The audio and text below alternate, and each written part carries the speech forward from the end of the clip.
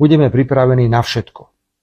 Najmä na Majdan, teda štátny prevrat cez ulicu. 100 dní dozadu obvinil predseda vlády opozíciu a aktivistov, že sa chystajú na štátny prevrat. Tézu opakoval verejne nasledujúce dni, zatiaľ čo vrcholili protesty.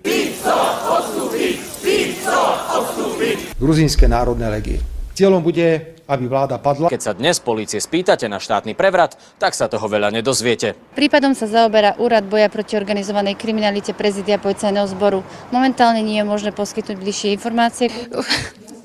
Tak, ako boli komunikované výsledky, tak samozrejme, že a všetky tie zistenia, tak bolo to veľmi vážne. Nikto z nás nebol kontaktovaný ani predvolaný. Prevrat sa deje vo Ficovej hlave, samozrejme, že nikto z nás nebol vypovedať. Dozvie sa verejnosť teda niekedy, ako to bolo? Určite áno. Kedy? Keď sa to vyšetrí.